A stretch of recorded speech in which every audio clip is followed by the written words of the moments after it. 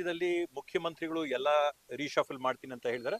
ಅವ್ರು ರೀಶಫಲ್ ಮಾಡ್ಲಿ, ಹೊಸಬರಿಗೆ ಅವಕಾಶ ಕೊಡ್ಲಿ, ಬೇರೆ ಬೇರೆಯವ್ರಿಗೆ ಅವಕಾಶ ಕೊಡ್ಲಿ. ಅಧಿಕಾರ ಯಾರೊಬ್ಬರ ಸ್ವತ್ತಲ್ಲ, ಯಾರೊಬ್ಬರ ಮನೆ ಆಸ್ತಿ ಅಲ್ಲ, ಎಲ್ಲರಿಗೂ ಕೂಡ ಅಧಿಕಾರ ಹಂಚಿಕೆ ಆಗ್ಬೇಕು. ಅಧಿಕಾರ ಹಂಚಿಕೆ ಆಗ್ಬೇಕು. ಅಸಮಾಧಾನ ಇಲ್ಲ, ಬೇಸರ ಮನುಷ್ಯ ನಾನು ಇದ್ದೇ ಇರುತ್ತೆ. ಕಾಲ ತಸ್ಮೇನ ಅಂದ್ರೆ ಮುಂದಕ್ಕೆ ಹೋಗ್ತಾ ಹೋಗ್ತಾ ಹೋಗ್ತಾ ಎಲ್ಲ ಸರೋಗುತ್ತೆ. ನಿಗಮ ಮಂಡಳಿ ಬೇಡ ಅಂತಾನು ಹೇಳ್ತಾ ಇಲ್ಲ, ಬೇಕು ಅಂತಾನು ಹೇಳ್ತಾ ಇಲ್ಲ. ಅಧಿಕಾರ ಹಂಚಿಕೆ ಆಗ್ಬೇಕು, ಎಲ್ಲರಿಗೂ ಕೂಡ ಅಧಿಕಾರದ ಅವಕಾಶ ಸಿಗಬೇಕು.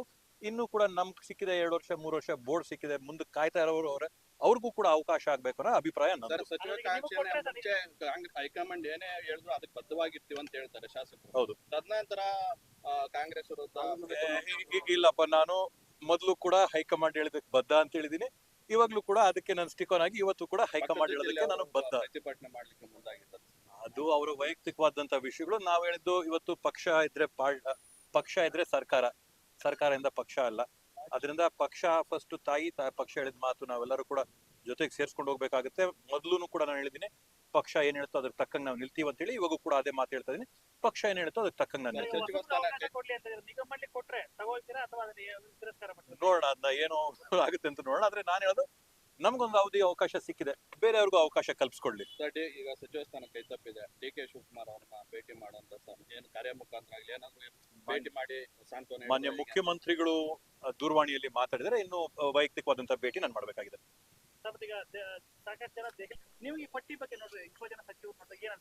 ಒಳ್ಳೆ ಸಚಿವ ಸಂಪುಟನೇ ಆಯ್ಕೆ ಮಾಡಿದ್ವಿ. ಇವಾಗ ವಿಜಯಾನಂದ ಕಾಶ್ಯಪನವರು ಚಿಕ್ಕ ವಯಸ್ಸವರು, ರಿಜ್ವಾನ್ ಅರ್ಷದ್ ಅವರು ಚಿಕ್ಕ ವಯಸ್ಸಿನವರು, ಅದೇ ರೀತಿಯಲ್ಲಿ ಪೊನ್ನಣ್ಣ ಅವ್ರಿಗೆ ಉಪಸಭಾಪತಿಗಳು ಕೊಟ್ಟಿದ್ದಾರೆ, ಅವರು ಚಿಕ್ಕ ವಯಸ್ಸಂತವ್ರು. ಅದರಿಂದ ಚಿಕ್ಕ ವಯಸ್ಸವರು ಯುವಕರಿಗೂ ಕೂಡ ಅವಕಾಶ ಕೊಟ್ಟಿದ್ದಾರೆ.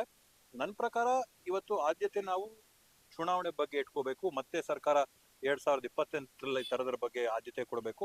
ಆ ಒಂದು ನಿಟ್ಟಿನಲ್ಲಿ ಸರ್ಕಾರ ಮತ್ತೆ ಹಿರಿಯರು, ವರಿಷ್ಠರೆಲ್ಲರೂ ಕೂಡ ಒಂದೊಳ್ಳೆ ತೀರ್ಮಾನ ತಗೊಂಡು ಈ ಒಂದು ಸಚಿವ ಸಂಪುಟನ ಆಯ್ಕೆ ಮಾಡಿದ್ರೆ, ಈ ಸಚಿವ ಸಂಪುಟಕ್ಕೆ ನಮ್ಮ ಸಂಪೂರ್ಣವಾದಂತ ಬೆಂಬಲ ಇದೆ, ಮತ್ತೆ ಸಹಮತ ಇದೆ, ಮತ್ತೆ ಅವ್ರಿಗೆಲ್ಲ ಶುಭ ಆಗ್ಲಿ ಅಂತ ನಾವು ಕೋರ್ತೀವಿ. ಇವತ್ತು ಆಯ್ಕೆ ಮಾಡಿರೋಂಥದ್ದು ನಾನಲ್ಲ, ಅಥವಾ ನಾನು ಆಯ್ಕೆ ಪಟ್ಟಿಲ್ಲ. ಆಯ್ಕೆ ಪಟ್ಟಿ ಮಾಡಿರ್ತಕ್ಕಂಥದ್ದು ವರಿಷ್ಠರು. ಅದರಲ್ಲಿ ತಮಗೂ ಗೊತ್ತಿದ್ದಂಗೆನೆ ಶುಕ್ರವಾರದ ನಂತರ ವರಿಷ್ಠರೇ ಕೂತು ಹೈಕಮಾಂಡ್ ಅಲ್ಲಿ ಕೂತು ಆಯ್ಕೆ ಮಾಡಿರ್ತಕ್ಕಂಥದ್ದು. ಅದರಿಂದ ಅವರು ಅದನ್ನ ಸಾಧಕ ಬಾಧಕಗಳನ್ನ ಮುಖ್ಯಮಂತ್ರಿಗಳ ಹತ್ರ, ಮಾಜಿ ಮುಖ್ಯಮಂತ್ರಿಗಳ ಹತ್ರ, KPCC ಅಧ್ಯಕ್ಷರ ಹತ್ರ ಎಲ್ಲರ ಹತ್ರ ಕೂಡ ಚರ್ಚೆ ಮಾಡಿ ಆಯ್ಕೆ ಮಾಡಿರ್ತಾರೆ. ಇವತ್ತು ಅವ್ರಿಗೆ ಒಂದು ಅವಕಾಶ ಕೊಟ್ಟಿದ್ರೆ, ಅವ್ರ ಅವಕಾಶನ ಆ ಪ್ರದೇಶಕ್ಕೆ, ಏನು ಶಿವಮೊಗ್ಗ ಚಿಕ್ಕಮಂಗ್ಳೂರು ಭಾಗ ಎಲ್ಲಿದೆ ಅಲ್ಲಿ ಪ್ರದೇಶಕ್ಕೆ ಒಂದು ಅವಕಾಶ ಸಿಗಿರಲಿಲ್ಲ. ಅದಕ್ಕೆ ಅಲ್ಲಿ ಪ್ರತಿನಿಧಿಸಿ ಅಲ್ಲಿನ ಜನರ ಅಭಿಪ್ರಾಯಗಳನ್ನ ಸೂಕ್ತ ವ್ಯಕ್ತಪಡಿಸಕ್ಕೆ ಒಂದು ಅವಕಾಶ ಇದೆ. ಸರ್, ಈಗ ಜಮೀರ್ ಅವರು ದಾವಣಗೆರೆ ಎಲೆಕ್ಷನ್ ಅಲ್ಲಿ ಪಕ್ಷ ವಿರೋಧಿ ಚಟುವಟಿಕೆ ಮಾಡ್ತಾ ಇದ್ರಂತ ಪ್ರಚಾರ ಆಗಿತ್ತು. ಪ್ರಚಾರ ಮತ್ತೆ ಆಪಾದನೆಗಳ ಆಧಾರದ ಮೇಲೆ ನಾವೇನು ತೀರ್ಮಾನ ಮಾಡಕ್ ಆಗೋದಿಲ್ಲ. ಯಾವುದು ಕೂಡ ಸ್ಪಷ್ಟವಾಗಿ ಅಥವಾ ಖಚಿತವಾಗಿ ಯಾವುದು ಇರ್ಲಿಲ್ಲ. ಊಹಾಪೋಹಗಳ ಮೇಲೆ ನಾವು ಇವನ್ನೆಲ್ಲ ಚರ್ಚೆ ಮಾಡೋದು ಸೂಕ್ತ ಅಲ್ಲ. ರಾತ್ರಿ ತನಕ ಇತ್ತು, ಸೋಮವಾರ ಬೆಳಿಗ್ಗೆ ಇದ್ದಕ್ಕಿಂತ 4-5 ಹೆಸರುಗಳು ಬದಲಾವಣೆ. ಅದು ಏನಾಯ್ತು, ಶುಕ್ರವಾರ ಸಾಯಂಕಾಲ ಮಾಧ್ಯಮದ ಪಟ್ಟಿ ಇತ್ತು. ಅದು ಲಿಖಿತ ಇಲ್ಲ. ಶುಕ್ರವಾರ ಸಾಯಂಕಾಲ ಲಿಖಿತ ಮಾಧ್ಯಮದ ಪಟ್ಟಿ, ಭಾನುವಾರ ಬೆಳಗ್ಗೆ ದೃಶ್ಯ ಮಾಧ್ಯಮದ ಪಟ್ಟಿ, ಸೋಮವಾರ ಬೆಳಗ್ಗೆ ಬಂದಿದ್ದು AICC ಪಟ್ಟಿ. ಅದರಿಂದ AICC ಪಟ್ಟಿ ಬಂದಿದ್ದು. ಅದು ತಮ್ಮೆಲ್ಲರಿಗೂ ತಿಳಿದಂಗೆ ಅದು ಟೈಪೋಗ್ರಾಫಿಕಲ್ ಎರರ್ ಆಗಿತ್ತು ಅಂತ ಹೇಳಿ ಈಗಾಗಲೇ ಸ್ಪಷ್ಟವಾಗಿ. 2 ಸಲ ಒಂದೇ ಸರಿಪ್ಪ, ಒಂದೇ ಸರಿ ಟೈಪೋಗ್ರಾಫಿಕಲ್ ಎರರ್ ಆಗಿತ್ತು ಅಂತ ಸ್ಪಷ್ಟವಾಗಿ ಹೇಳಿದ್ದಾರೆ. ಟೈಪೋಗ್ರಾಫಿಕಲ್ ಎರರ್ ಅಷ್ಟೇ. ಇವತ್ತು ಇನ್ನೂ ಒಂದು ಸ್ಥಾನ ಖಾಲಿ ಇದೆ. ಖಾಲಿ ಇರಬೇಕಾದಂತ ಸ್ಥಾನನ ತುಂಬಿಸಂತ ಕೆಲಸನ ಸರ್ಕಾರ ಮಾಡುತ್ತೆ. ಮುಂದಿನ ದಿನಗಳಲ್ಲಿ ಮಹಿಳೆಯರಿಗೂ ಕೂಡ ಏನು ಸಚಿವ ಸಂಪುಟದಲ್ಲಿ ಅವಕಾಶ ಕೊಡಬೇಕು ಅದನ್ನು ಕೂಡ ಕಲ್ಪಿಸ್ಕೊಡಂತ ಕೆಲಸನ ಸರ್ಕಾರ ಖಂಡಿತ ಮಾಡುತ್ತೆ.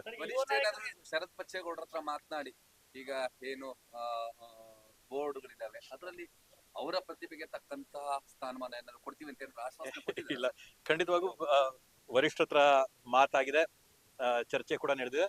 ಆದ್ರೆ ಯಾವ ರೀತಿಯಾದ ಸ್ಥಾನಮಾನದ ಬಗ್ಗೆ ಯಾವ್ದು ಚರ್ಚೆ ಆಗಿಲ್ಲ.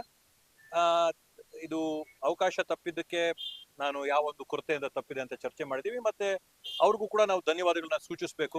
ಈಗಾಗ್ಲೇನೆ ನಾನು 2ನೇ ಬಾರಿ ಶಾಸಕನಾಗಿ 3 ವರ್ಷ ಈ ಸರ್ಕಾರದಲ್ಲಿ ನಾನು ಒಬ್ಬ ಶಾಸಕನಾಗಿ ಕೆಲಸ ಮಾಡಿದ್ದಕ್ಕೆ ಈ ಮಟ್ಟದವರೆಗೂ ಕೂಡ ನನ್ನ ಹೆಸರಿನ ಅವಕಾಶ ಕೊಟ್ಟು ತಂದು ದೊಡ್ಡವರು 4 ಬಾರಿ 5 ಬಾರಿ 6 ಬಾರಿ ಗೆದ್ದವರ ಪಟ್ಟಿಯಲ್ಲಿ ನನ್ನ ಹೆಸರು ಕೂಡ ಚರ್ಚೆ ಮಾಡಿ ಸೀರಿಯಸ್ ಆಗಿ ಚರ್ಚೆ ಮಾಡಂತ ಒಂದು ಮಟ್ಟಕ್ಕೆ ತಂದಿರಂದ್ರೆ ನಾವು ವರಿಷ್ಠರಿಗೆ ಅದಕ್ಕೂ ಕೂಡ ಧನ್ಯವಾದ ಹೇಳ್ಬೇಕಾಗುತ್ತೆ. ಮುಖ್ಯಮಂತ್ರಿಗಳು ಹೇಳ್ತಿದ್ರು ಸರ್, ಯಾರ್ಯಾರಿಗೆ ಯಾವ ಬೋರ್ಡ್ ಅನ್ನು ಅಕಾಮಿಡೇಟ್ ಮಾಡ್ಬೋದು, ನಾನು ಅದನ್ನ ಮಾಡ್ತೀನಿ ಅಂತ ಹೇಳಿದ್ದಾರೆ. ಹಾಗಾಗಿ ಇಲ್ಲ, ಅದನ್ನ ಇವಾಗವರೆಗೂ ನಾನು ಯಾರಾದ್ರೂ ಕೂಡ ಚರ್ಚೆನೂ ಮಾಡಿಲ್ಲ, ಯಾರಾದ್ರೂ ಕೂಡ ನನ್ನೇನು ಬೇಡಿಕೆ ಕೂಡ ಇಟ್ಟಿಲ್ಲ.